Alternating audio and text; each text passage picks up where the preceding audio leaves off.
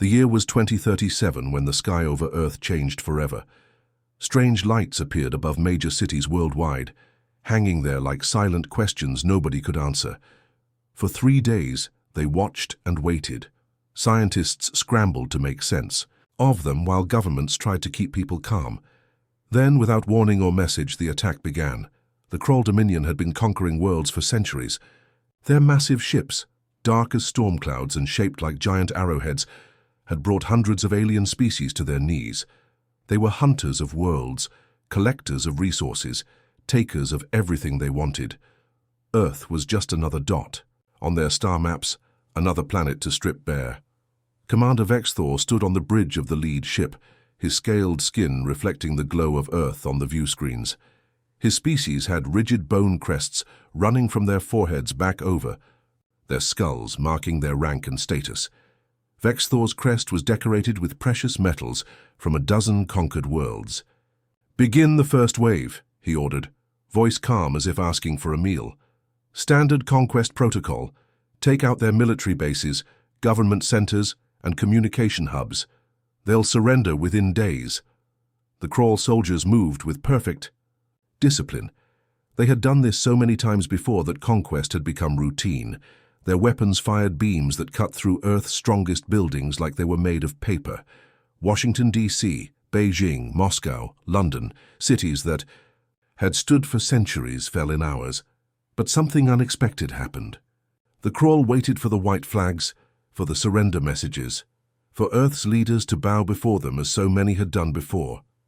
Instead, they got bullets, missiles, and stubborn resistance. A week after the initial strikes, Vexthor received troubling reports. His face darkened as he read them. "What do you mean they're still fighting? Their capitals are destroyed. Their militaries are in ruins," he growled at his second-in-command. "Sir, they don't fight like other species. They don't just have one army or one leader. When we take out one group, another forms. When we destroy a base, they make new ones underground or in forests. They're everywhere." In the ruins of what was once Chicago, Lieutenant Priya Singh led a group of survivors through the sewers. Above them, Krull patrol ships hummed past, scanning for human heat signatures. She had been a postal worker before the invasion. Now she carried a rifle and led 30 people who looked to her for hope. "Keep moving," she whispered. "We need to reach the old subway station before dawn. Dr. Lee has set up a medical center there." Miles away in the mountains of Colorado, a farm boy named Juan Rodriguez watched through binoculars as alien ships landed in a field near his family's home. 2 weeks ago, he had been worrying about college applications. Now he was noting down ship movements to radio to the Resistance. The Krull had studied Earth, but only its resources and technology. They hadn't bothered to learn about human history, about how humans had been fighting each other for thousands of years, perfecting the art of war, learning to survive against impossible odds. They hadn't understood that humans didn't need orders from above to know that they should fight back. In his command ship, Vexthor stared at the planet below, confusion turning to concern. This was not how conquests were supposed to go. The Krull Empire had a perfect record, until now. He had promised his superiors an easy victory and valuable new resources. Instead, he was facing something the Krull had never encountered before, a species that refused to accept defeat, that fought back not as a single unit, but as millions of individual resistance points. "Sir," his communications officer called out, "we've lost contact with 3 more ground teams." Vexthor's clawed hand tightened into a fist. The humans were supposed to be primitive, weak, easy to subdue. But with each passing day, he was learning a hard truth. They had attacked the wrong species. The Krull Empire had conquered 17 worlds before Earth. Not one had lasted more than 2 weeks before surrendering, but 3 months after their invasion of Earth, the aliens found themselves in unfamiliar territory, a war they weren't winning. Commander Vexthor paced the bridge of his command ship, his clawed feet clicking against the metal floor. The reports from the ground made no sense. Humans were fighting back everywhere using methods the Krull had never faced. "They hit another supply convoy," his officer reported. "Small team, maybe 6 humans. They struck fast, took what they needed, and disappeared into the mountains." "How?" Vexthor demanded, slamming his fist on a control panel. How are they coordinating these attacks? We've destroyed their global communication networks. What the commander failed to understand was that humans didn't need a central command to resist. In the ruins of New Delhi, farmers used old tractors to transport weapons. In the Amazon rainforest, indigenous tribes guided soldiers through paths no satellite could see. In the Australian outback, cattle ranchers became expert snipers overnight. Deep in the Alps, retired General Li Wei had transformed an old ski resort into the heart of Europe's resistance network. Once he had commanded armies with advanced technology. Now he used hand-drawn maps and runners to send messages between groups. The Krall expect us to fight the way they do, he told the room full of former enemies now working together. Russians, Americans, Chinese and Europeans all united. But we will fight the way humans always have, when faced with a stronger enemy. We will be like ghosts. Meanwhile, in a Krall research facility outside what used to be Boston, Dr. Aisha Chen worked under guard. The xenobiologist had been captured during the initial assault while trying to evacuate her university. Now she pretended to cooperate while studying her captors. One day, she noticed something curious. A Krall guard had touched a moss sample and developed an immediate rash. When no one was looking, she slipped the moss into her pocket. In her tiny lab, working at night while guards weren't watching, Dr. Chen made a discovery that could change everything. The Krall's scaly skin, so tough against weapons, had almost no defense against certain common earth bacteria and fungi. Their worlds must be too sterile, she whispered to herself. They've never built immunity to our microscopic life. But her silent victory was short-lived. The next morning, Vexthor himself appeared at the research facility, his tall figure casting a shadow over the terrified human scientists. Today you will see what happens to those who resist, he announced, his translator making his voice sound like grinding metal. On global broadcasts, Vexthor executed 50 human hostages, one from each major city still fighting back. Surrender now, he demanded, or more will follow. He expected fear. Instead, within hours, something unprecedented happened. Krall bases worldwide reported attacks. Their fuel lines were cut. Their food storage was contaminated. Their ships were sabotaged. In Washington state, a high school chemistry teacher showed teenagers how to make smoke bombs. In Egypt, tour guides led resistance fighters through ancient tunnels beneath cities. In Japan, elderly farmers poisoned the water supply at a Krall outpost, with harmless to humans but devastating to Krall bacteria. Vexthor couldn't understand it. In Krall society, such a display of force would have crushed any resistance. But humans operated by different rules. The executions had only hardened their resolve.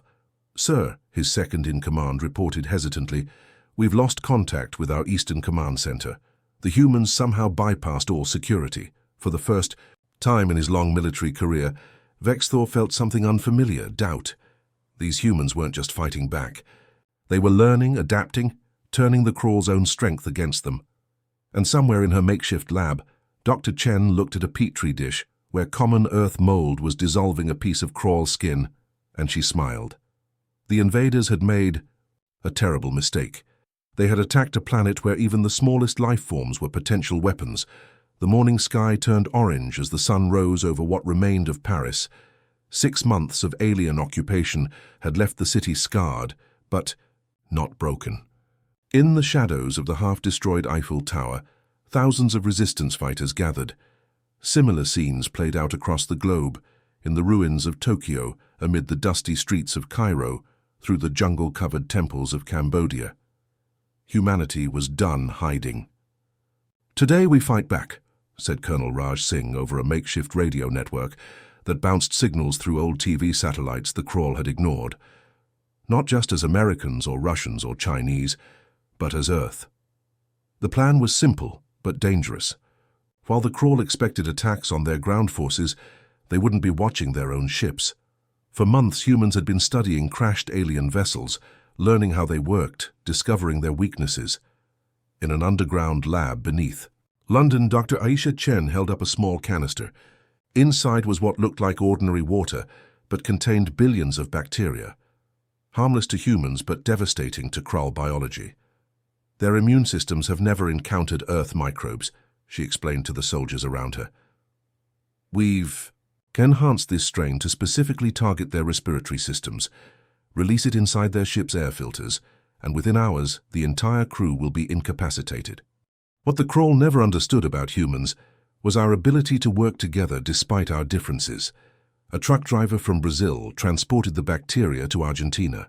A pilot from South Africa flew a damaged helicopter carrying resistance leaders across borders. Former enemies became allies overnight. The attack began at dawn across every continent, but this wasn't just a ground assault. The real battle was happening silently, invisibly. Workers who had been forced to clean Krull ships released Dr. Chen's bacteria into ventilation systems. Engineers who had been studying alien technology under guard secretly disabled shield generators. Civilians who seemed broken by occupation revealed themselves as patient saboteurs. In orbit, Commander Vexthor received the first distress calls with disbelief. "What do you mean the crew is sick?" "Impossible," he snarled. But soon his view screens showed the unthinkable. Krull soldiers collapsing, unable to breathe, while humans in stolen Krull armor took control of ships. "Sir, we're losing ground bases worldwide," his officer reported, voice trembling. "The humans, they're using our own weapons against us." Vexthor made the only decision he could. "Prepare my flagship for immediate departure. We must report this to the High Command." But as his massive ship broke orbit, something unexpected appeared on their sensors. A patchwork vessel approached, clearly made from salvaged Krull parts, held together with earth metals and what looked like concrete in some places. It was ugly. It was impossible. It shouldn't have been able to fly. Yet there it was, blocking their path to the jump point. Inside this first human spacecraft, a team of pilots from 12 different countries worked together. They had trained on simulators built from crashed Krull ships, learning alien technology through trial and error. "This is Earth calling the Krull command vessel," transmitted Captain Liu Chen, her voice steady despite never having been in space before today. "You are not permitted to leave." The message was broadcast simultaneously in all major Earth languages and on all Krull frequencies. "You attacked the wrong species. Earth is not conquered. Earth conquers." Vexthor stared at the view screen in shock. These humans who barely had space stations 6 months ago had built a spacecraft capable of challenging his flagship. It was then he finally understood the terrible mistake the Krull had made. They had not invaded a planet of primitive beings. They had awakened a sleeping giant, a species whose greatest strength was its ability to adapt, to turn defeat into opportunity, to transform enemy technology into its own salvation. The counterattack wasn't just beginning, it was already won. In the basement of a university building that had somehow survived the initial bombardment, Dr. Aisha Chen hunched over a glowing screen. The room around her buzzed with activity as scientists and soldiers worked together, poring over alien data, stolen from a downed Krull ship. 7 months since the invasion began, and humans were doing what they did best, learning, adapting, surviving. "I think I've found something," Dr. Chen said, her voice quiet but cutting through the noise like a knife. The room fell silent. "Look at this star chart. See how they've classified planets?" On the screen, thousands of worlds were categorized with strange symbols. Most were marked with a simple circle, conquered. Others with a square, uninhabitable. Earth was marked with a symbol no other planet had. "They've never seen anything like us before," she whispered. Across the room, a tall figure stepped forward from the shadows. The captured Krull scientist Mektar moved with a strange grace despite his restraints. Unlike the warriors of his species, his skin was paler, his bone crest smaller. "Your world should not exist," Mektar said, his translator converting the clicks and hisses of his language into English. "In our centuries of conquest, we have never encountered a world like Earth." "What makes us so special?" asked Colonel Raj Singh, the skepticism clear in his voice. "Our weapons? Our numbers?" The alien scientist made a sound that might have been laughter. "No, your chaos." For the next hour, Mektar explained what the Krull databases revealed.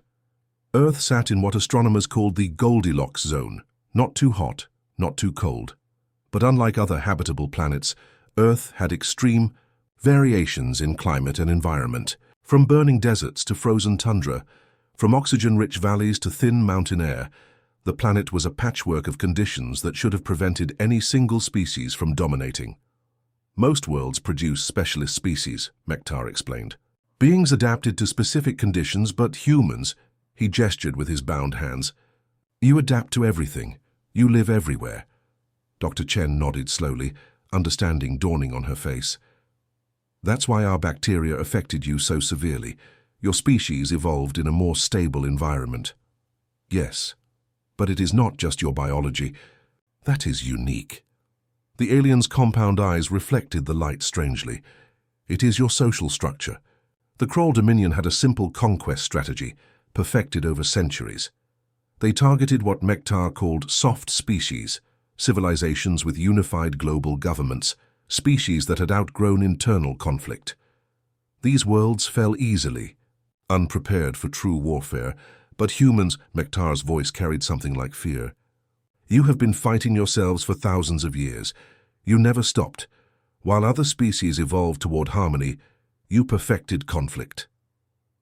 The room was silent as the implications sank in. What humans had always seen as their greatest failure, the inability to achieve lasting peace, had become their salvation. You're saying we're dangerous because we fight each other? Asked a young technician from across the room. I am saying you are dangerous because you know how to fight in ways we never imagined, the alien replied. When we destroyed your governments, you formed new ones. When we cut your communications, you created alternatives. You operate without central command. Every human is potentially a resistance fighter. Our military doctrine has no answer for this. Dr. Chen turned back to her screen, pulling up another file from the Kroll database. This one showed evolutionary paths for various species. The Kroll's was straight, unchanging for millennia. Earth's showed constant branching, adaptation, change. We're not just fighting back, she said, wonder in her voice. According to their own data, we're evolving faster than any species they've encountered. Each challenge accelerates our development. Colonel Singh leaned forward, studying the alien charts. So you're telling me that by attacking us, they've actually made us stronger? Mektar's translator couldn't quite capture the emotion in his response, but it sounded like resignation. The Dominion believed they were conquering another primitive world. Instead, they may have awakened something the galaxy has never seen before. As word of this discovery spread through resistance networks, worldwide a new understanding dawned on humanity. Their division, once seen as weakness, was actually strength. Their violent history had prepared them for this moment. Their chaos made them unpredictable. Earth wasn't just fighting for survival anymore. It was evolving into something new, a species tested by fire, tempered by invasion, and now aware of its unique place in the cosmos. The abandoned subway tunnels beneath Boston had become something entirely new. What was once a place for trains now housed the brightest minds on Earth, working day and night to turn the tide of war. 1 year had passed since the Kroll invasion, and humans were done playing defense. It works, said Professor Patel, her hands trembling as she looked at the glowing engine before her. The MIT engineering team had been working for months, combining stolen Kroll technology with Earth's nuclear science. The result sat on the table, a propulsion system that bent space itself. We weren't supposed to achieve faster than light. Travel for another century, whispered her colleague, running his hand over the smooth alien metal. The Kroll just gave us a shortcut. Above them, in what remained of Boston Harbor, the first human starship waited. From the outside, it looked rough, earth metals patched with Kroll parts, wires exposed in some places. The crew had nicknamed it Patchwork, but its official designation was ESV-01, Earth Space Vessel Era 1. On its bridge stood Navy Lieutenant Priya Kumar, once a submarine commander, now the captain of humanity's first true spaceship. Her crew of 20 represented nations that had been enemies just a year ago. Russians working alongside Americans, Chinese engineers collaborating with Indian pilots. Final checks complete, Captain, reported her first officer. We're ready to launch. Their mission was simple but dangerous: reach the Krawl supply depots in the outer solar system, and destroy them. No human had ever traveled beyond the moon before. Now they would cross the entire solar system in hours. Meanwhile, deep in an underground bunker beneath the Rocky Mountains, General Lin organized humanity's grand strategy. Massive screens showed the locations of thousands of resistance cells worldwide, implementing what he called Earth's immune response. Like white blood cells fighting infection, he explained to world leaders gathered via secure communication. Every village, every town, every city becomes self-sufficient. If one falls, others continue. We don't just fight the Krawl, we make Earth itself reject them. Farmers planted crops that could be hidden underground. Engineers built weapons that could be assembled from common parts. Teachers instructed children on how to recognize Krawl weaknesses. Earth was transforming itself into a planet-sized immune system against the alien invaders. In orbit, Commander Vexthor watched these developments with growing horror. His once mighty invasion force had been reduced to a fraction of its original strength. Disease had swept through his troops. Human resistance fighters had captured or destroyed half his ground forces. And now, impossibly, they had space capability. We have no choice, he told his war council. We must initiate orbital bombardment, burn their cities to ash, start fresh with what remains. The Krawl warships moved into position, preparing to rain death upon Earth. Their weapons could crack continents, boil oceans. It would be devastating, but Vexthor believed necessary. Fire, he commanded. The massive energy weapons discharged and met something unexpected. A shimmering barrier appeared in the upper atmosphere, absorbing and dispersing the attack. The deadly beams spread harmlessly across the shield like ripples in a pond. Impossible. Vexthor slammed his fist on the control panel. They've created a planetary shield. On the ground, thousands of modified Krawl shield generators had been positioned at key points around the globe. Individually, each was small. Together, linked by Earth's existing power grids and boosted by nuclear plants, they created a protective bubble around the entire planet. As the patchwork left Earth's orbit, Lieutenant Kumar received word of the failed Krawl attack. She smiled as she gave the order, "Take us to light speed." Vexthor watched the small human vessel disappear in a flash of light, heading toward his vulnerable supply bases. In 1 year, humans had gone from a pre-spaceflight civilization to one that could shield their planet and travel faster than light. For the first time in Krawl history, a commander spoke the unthinkable order, "Prepare for retreat." The stars looked different from this side of the solar system. Lieutenant Priya Kumar stood on the bridge of the Patchwork, Earth's first true starship, as it approached the edge of human space. Behind her vessel flew 4 more ships, each built in the 18 months since the Krawl invasion began. What would have taken humanity decades to achieve had been compressed into less than 2 years, all because of the aliens who had underestimated them. "Jump coordinates locked," her navigator announced. "Ready to enter Krawl space on your command." Priya took a deep breath. No human had ever traveled this far before. "For Earth," she said, and gave the signal. The 5 ships vanished in flashes of light, leaving our solar system behind. Back on Earth, in a laboratory built from the ruins of an old hospital, Dr. Aisha Chen made a discovery that would change humanity's approach to the war. She had been studying biological samples from various aliens in the Krawl Dominion, prisoners taken during the liberation of Earth. "Every species they conquered has something special," she explained to the military council gathered around her. Table. The Vreen can see ultraviolet light. The Tasik have natural resistance to radiation. The Mole can communicate across vast distances using something like telepathy. She pointed to her findings displayed on salvaged Krawl screens. The Dominion keeps these species isolated from each other. They're afraid of what might happen if their slaves started sharing abilities and knowledge. "So we do exactly what they fear," said General Lin, understanding immediately. "We bring them together, thousands of light years away, in a space station." Orbiting a gas giant, Ambassador Raj Patel met with representatives of the Vreen. The aliens looked nothing like humans, 6-limbed with iridescent skin that changed colors with their emotions. Through translators, Raj offered something the Vreen had never heard before. "We don't want to conquer you," he said, watching as their skin shifted from cautious blue to surprised yellow. We want to form an alliance. Together, we can free all species under Kroll control. The concept was revolutionary in a galaxy where conquest was the only relationship between species. The Vreen had been slaves for 7 generations. The idea that they could be equals, partners, allies, it was almost too much to comprehend. "Why would you help us?" the Vreen leader asked, skin pulsing with suspicious purple. "What do humans gain?" "Friends," Raj answered simply. "And in a galaxy ruled by the Kroll, we all need friends."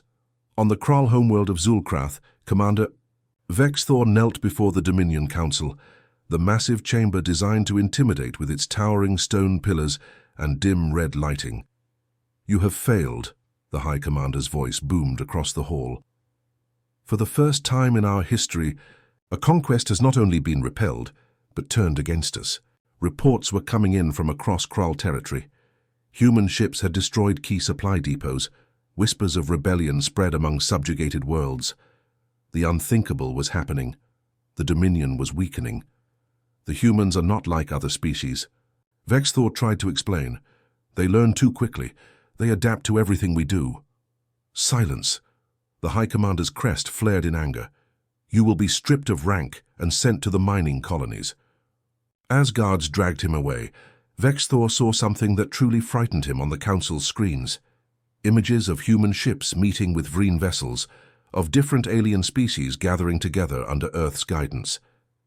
The humans weren't just fighting back. They were rewriting the rules of the galaxy itself. The Great Hall on the planet Viridian hummed with voices speaking a dozen different languages. 2 years ago, most of these species had never heard of humans. Now they gathered under Earth's banner, united by a common enemy and an unexpected friendship. Ambassador Raj Patel stood before the assembled representatives, his simple Earth clothes standing out among the colorful garments and varied body types of the alien delegates.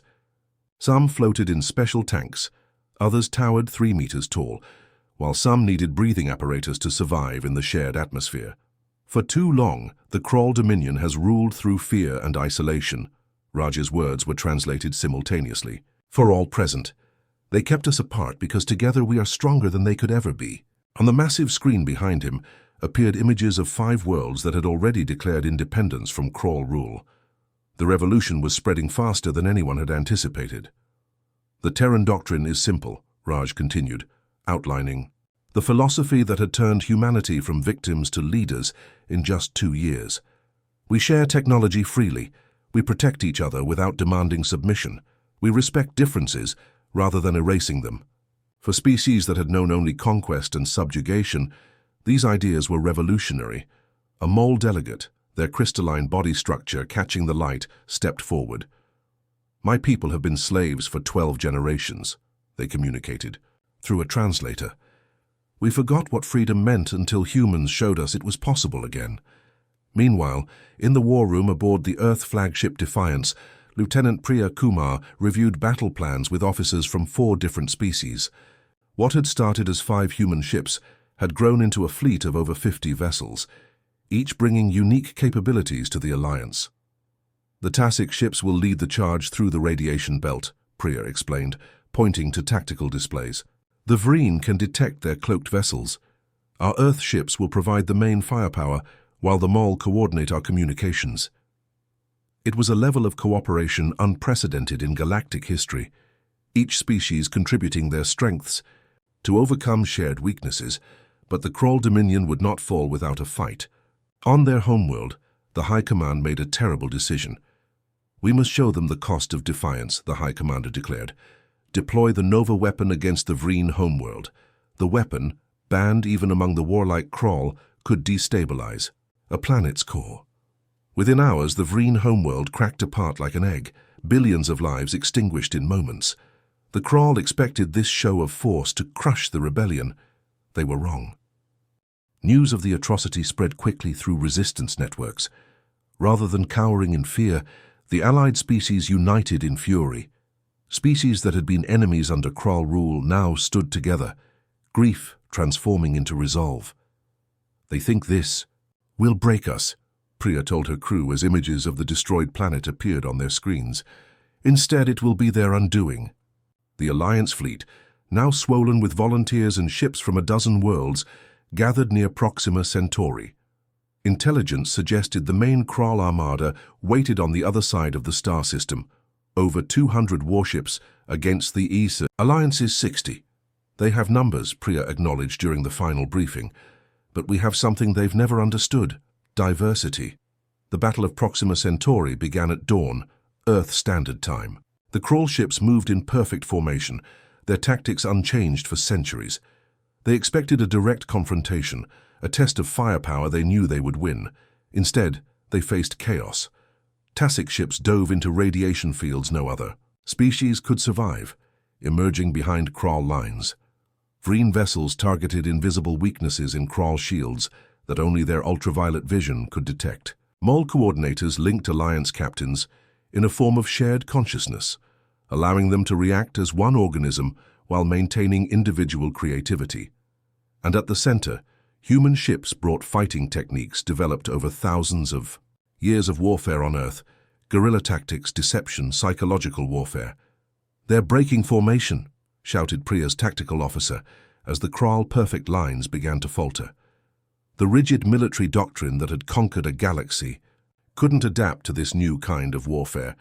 The Krull had always fought united species with centralized commands. They had no answer for this beautiful chaos, this harmony of differences. By the day's end, the mighty Krull armada was in retreat, leaving behind the wreckage of half their fleet.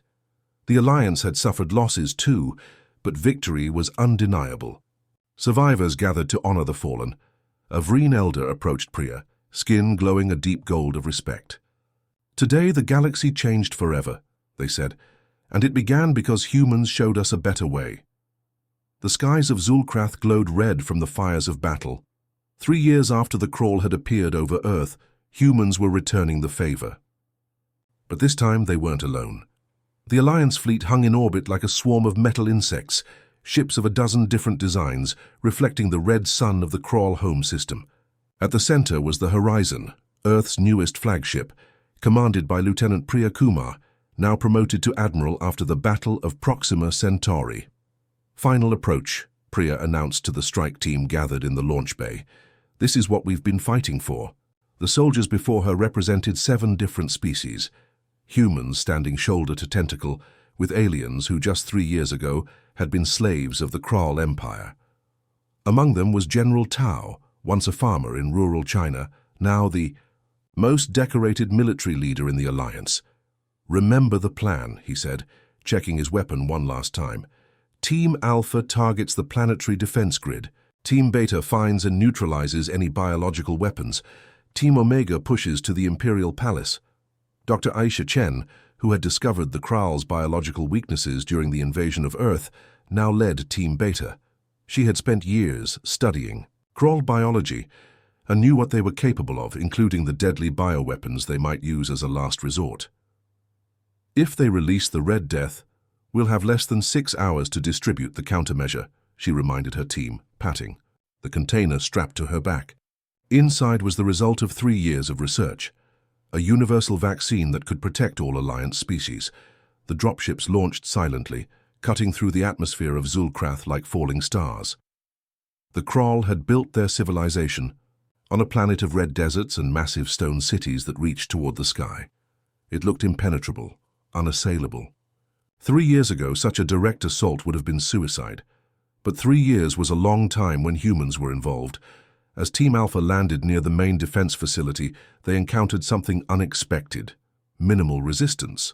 The few Krull guards they found seemed confused, disorganized. "Something's wrong," General Tao whispered as they moved through corridors decorated with trophies from conquered worlds. "This is too easy." The reason became clear as they reached the central control room. The technology was a patchwork, some parts clearly Vreen design, others recognizably from other conquered species. Nothing was truly Krull-made. "They don't understand their own systems," realized Tao's second-in-command, a former software engineer from Brazil. "They stole everything, but they can't maintain it properly." Meanwhile, Dr. Chen's team discovered something equally shocking in the bioweapons facility. The Krull scientists were using research stolen from at least 8 different species. combining it in ways the original creators never intended. Their entire civilization is built on theft, Dr. Chen said, scanning the labs with growing disgust. They haven't had an original idea in centuries. The truth was becoming clear. The fearsome Krull Empire, terror of the galaxy, was hollow at its core. Their rigid caste system had created warriors, but stifled innovation. They conquered because they couldn't create. They destroyed because they couldn't build. Team Omega, pushing toward the Imperial Palace at the city's heart, encountered the heaviest resistance. The elite Krull guards fought with desperate fury, knowing what was at stake. But even they couldn't stop the combined force of species fighting for their freedom. Inside the palace, Supreme Leader Draz Koran watched the battle unfold on massive screens. His enormous bone crest, mark of the highest Krull bloodline, seemed to weigh heavy on his head. "Prepare the Void Protocol," he ordered his trembling advisors. "If we cannot rule the galaxy, no one shall." Deep beneath the palace, ancient engines built by a long-extinct species began to hum to life. The Void Protocol, a doomsday weapon capable of creating a miniature black hole that would consume the entire Krull system and tear a wound in space-time. That would spread to nearby stars. As Alliance forces breached the palace gates, Kerr's small team led by Priya Kumar raced against time through secret tunnels revealed by former Krull slaves. They had less than 30 minutes to stop the countdown. They would rather destroy everything than admit defeat, Priya said as they ran, following the energy signatures growing stronger beneath their feet. That's why they could never understand us. Humans know how to lose, how to rebuild, how to change. The final chamber was massive, built around a swirling core of dark energy. Krull elite guards fought to the death to protect it, but they fell before the determination of those who fought for life, rather than pride. With seconds remaining, Priya reached the control panel, applying the override codes provided by Krull. Resistance members, yes, even among the conquerors, some had seen the truth and chosen a different path. The dark energy collapsed in on itself with a sound like a distant sigh. Above, Alliance forces surrounded the Supreme Leader, whose mighty empire had fallen in a single day.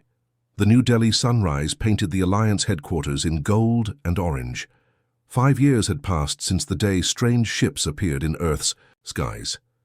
What began as an invasion had transformed into something no one could have imagined, a new age for humanity and the galaxy. On the wide steps of the building, designed with elements from 27 different worlds, Admiral Priya Kumar watched as representatives from across the stars arrived for the 5th anniversary celebration. Some came on mechanical legs, others floated in special environments, and some appeared only as light projections, but all came as equals. "Hard to believe it's been 5 years," said General Tao, now sporting a few more grey hairs as he joined her on the steps.